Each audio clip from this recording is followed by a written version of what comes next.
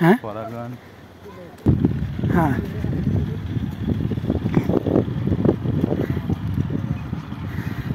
ওই যে ওই লুঙ্গি পরা যে ভাই আছে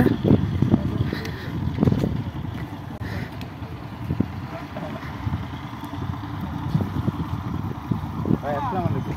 একটা কথা বলতাম, আপনাদের তো কৃষি, আমরা কৃষি নিয়ে কাজ করি আর কি। তো আমরা আপনাদের কিছু সচেতনতামূলক কথাবার্তা বলতাম আর কি।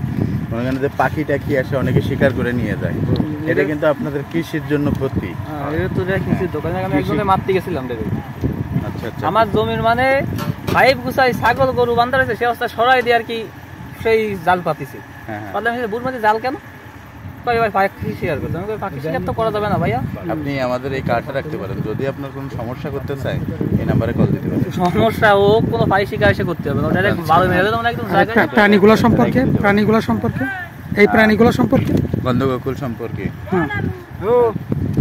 ভাই একটু ওনারই ডাক দাও। ভাই ছবির আলো আছে বুঝছেন, আমাদের এখানে আমার বাড়ি দেখো গন্ধগোকুল, কিন্তু এই সমস্ত প্রাণী আমাদের কৃষির খুবই উপকার করে। যেমন বক আছে, বক দেখলেই খাইতে ইচ্ছা করে, মানে যে যেভাবে পারে মেরে ফেলে, কিন্তু বকের মাংস কিন্তু আপনার ক্যান্সারের মতন রোগ তৈরি করে দেয়, কারণ ও পোকামাকড় খায়, ওরে কোনো ইনজেকশন পুশ করে না। আপনি যদি বলেন যে আমরা তো মুরগিও খাই, বক খাইলে কি সমস্যা? মুরগিরে অনেক টিকা দেয়, জীবাণুনাশক টিকা দেয়, কিন্তু এই বকের জীবাণুনাশক টিকা দেয় না। এই জন্য এর মাধ্যমে আপনার ক্যান্সারও হইতে পারে। ক্যান্সার কিন্তু আপনার আজকে হয়েছে কালকে বুঝতে পারবেন না, আপনার কিন্তু 10টা বছর সময় দেয় ক্যান্সার। 10 বছর রোগ হলে তো হঠাৎ হয় না, ধীরে ধীরে যে কোনো রোগই হয়। আর এটা মনে করেন কচ্ছপ আছে, সাপ আছে, ভাই এরা কিন্তু আপনার ব্যবসার জন্য না, এরা কিন্তু আপনাদের অনেক বিভিন্ন ধরনের উপকার করে।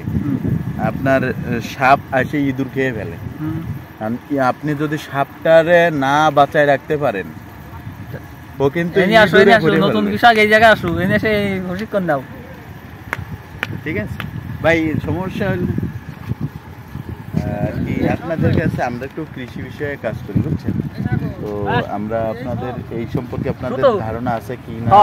মনে করেন যে কি সাপ দেখলেই তো অনেকে মেরে ফেলে, আর আপনার তো কৃষিটা কাজ করেন। বাংলাদেশের সব থেকে গুরুত্বপূর্ণ কারা? মানে কৃষকরাই কিন্তু গুরুত্বপূর্ণ, মানে চাকরিজীবী।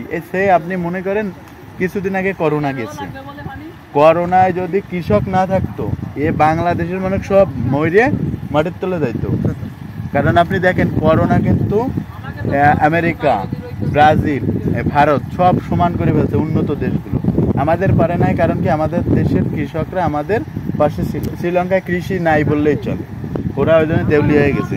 তো ভাই একটু সাপ, কচ্ছপ, বক এগুলো নিয়ে যেন আপনারা একটু সচেতন থাকেন। এরা আপনার কৃষির কিচ্ছু খাবে না, এরা আপনার কৃষির পোক খাবে। এটা আপনি হয়তো মনে হয় করতে পারেন, একটু পড়াশোনা করতে পারেন।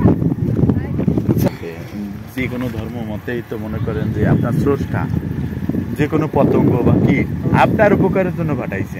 আপনি যে খাদ্য শৃঙ্খল আছে না, খাদ্য শৃঙ্খলটা দেখলেই বোঝা যাবে যে আমার আল্লাহ কিংবা ভগবান যেই হোক, সে কিন্তু আমার উপকারের জন্য এইগুলা পাঠাইছে। আর এই যে আপনি বললেন না যে মেসোবিড়াল খাই ফেলে কবুতর, ভাই আপনি জানেন ওই যে দ্বিতীয় বিশ্বযুদ্ধের সময় জাপানিরা সম্ভবত মানুষ খেয়ে ফেলেছে। পেটে যদি ক্ষুধা থাকে ও মানুষ খেয়ে ফেলবে। ঠিক আছে ভাই, আপনি তো যাই।